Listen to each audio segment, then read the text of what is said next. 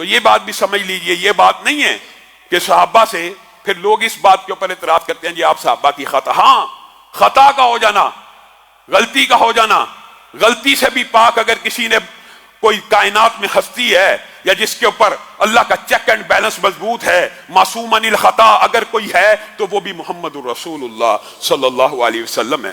غلطی ہو سکتی ہے، غلطی کا امکان ہے، اور یہ واقعات میں آپ کے سامنے متعدد آپ کے سامنے اس لیے رکھتا ہوں کہ غلطی اور خطا، حضرت عمر جن کے بارے میں رسول اللہ صلی اللہ علیہ وسلم نے فرمایا تھا کہ پرانی امتوں میں محدث ہوا کرتے تھے۔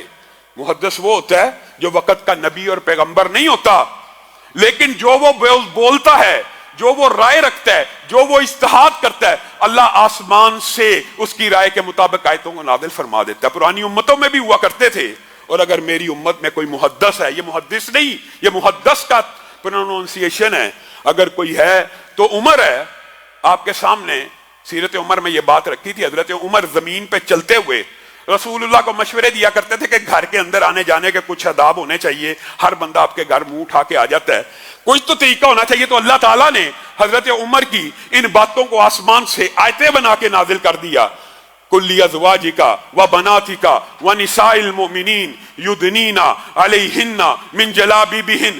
عمر کا اجتہاد، عمر کی رائے تیرے رب کو ہے محمد صلی اللہ علیہ وسلم پسند آئی ہے، آج کے بعد کوئی بھی عورت آئے حجاب اور جلباب میں آئے۔ یہ طور طریقے سورۃ احزاب کی بھی آیات آپ سب نے دیکھی ہوں گی۔ ایک مقام پہ حضرت عمر نے کہا کہ میں نے خانہ کعبہ کے اندر اللہ کے رسول ایک مقام ایسے دیکھا ہے کہ جہاں نماز پڑھی جائے تو خانہ کعبہ بھی سامنے آ جاتا ہے، بیت المقدس بھی سامنے آ جاتا ہے۔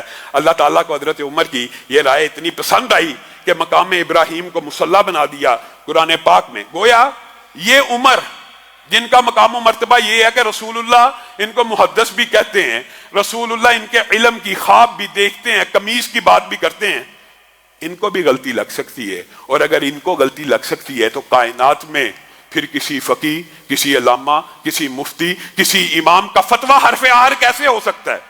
یہ ہمارا عقیدہ ہے، یہ ہمارا منہج ہے۔ اس لیے حضرت عائشہ کے فقہ کے ابواب بھی آپ کے سامنے رکھے تھے، اور بات آئی ہے ضمنی طور پہ تو سمجھ لیجئے، معمولی واقعات ہیں ذہن میں رہ جاتے ہیں۔ ایک مرتبہ رسول اللہ صلی اللہ علیہ وسلم کے پاس ریشمی 2 جبے آئے، ایک آپ نے حضرت عمر کو بھیج دیا اور ایک آپ نے حضرت اسامہ بن زید کو بھیج دیا۔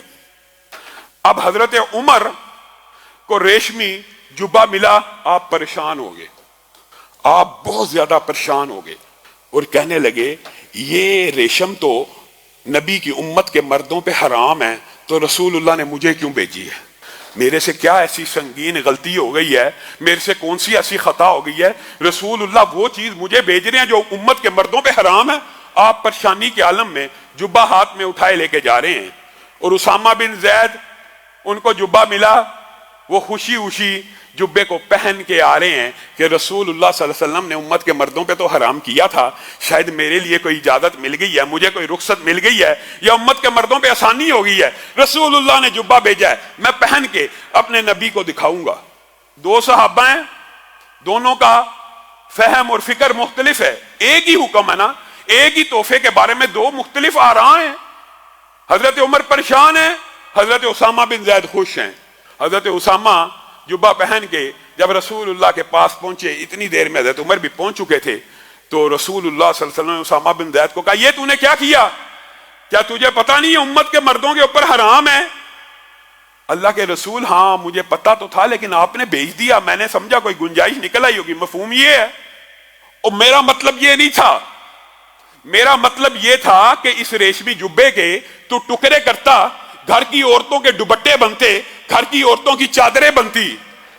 اب حضرت عمر پریشان ہیں اور یہ خوش ہیں، لیکن حضرت عمر نے جب یہ جواب رسول اللہ کا سنا، یہ اس لیے بھیجا گیا کہ عورتوں کے لیے یہ مردوں کے اوپر حرام ہی ہے، سونا اور ریشم مردوں کے اوپر حرام ہی ہے، لیکن یہ اس لیے بھیجا تھا کہ گھر کی عورتوں ان کے اوپر تو حرام نہیں ہے، ان کے کپڑے بن جائیں، ان کے چادریں بن جائیں، وہ استعمال کریں۔ تو حضرت عمر بھی یہاں پر پریشان ہو رہے ہیں، حالانکہ پریشانی کی بات کوئی نہیں تھی۔